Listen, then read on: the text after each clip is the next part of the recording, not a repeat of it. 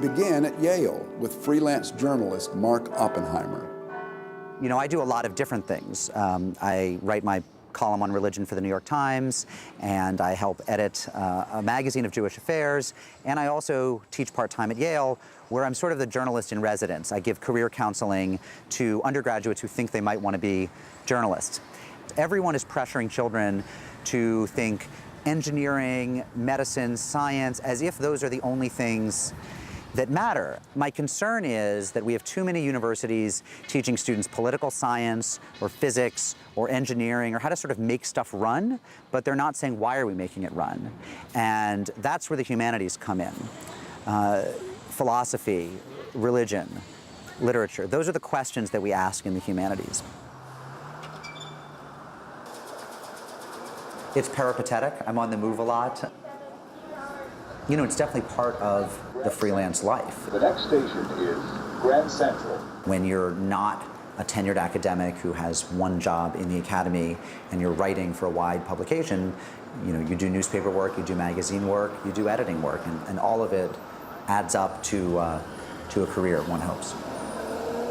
Okay. Shh. The other thing that my own field of nonfiction writing and journalism is very good for is holding people accountable.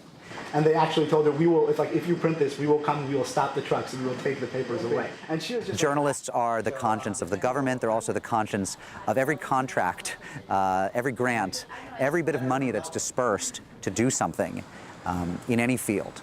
If you don't have these watchdogs, if you don't have people going around with their little notepads asking questions and then writing engaging, interesting stories about them in accessible prose for widely read newspapers and magazines, then what you end up with is just a lot of corruption, a lot of people who feel I can be on the take and it doesn't matter.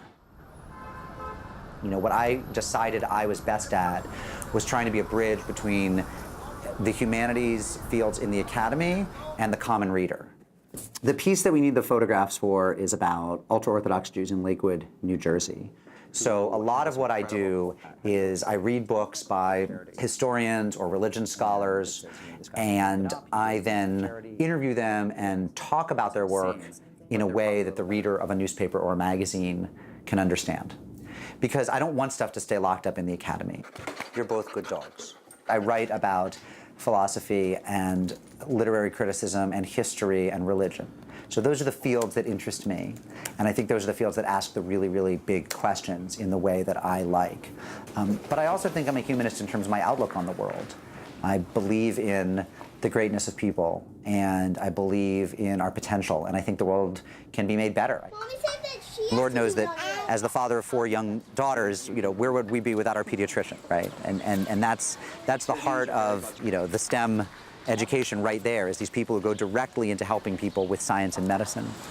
But if we don't have humanists thinking about what we're here for and why we're doing what we're doing and how to spend our money, then I think we end up pretty lost and our lives end up a lot less rich. The Hyatt Prize is really generous, and it gives you the kind of money that for the next year or two, you can take chances on ideas and stories and questions that otherwise you might not have been able to.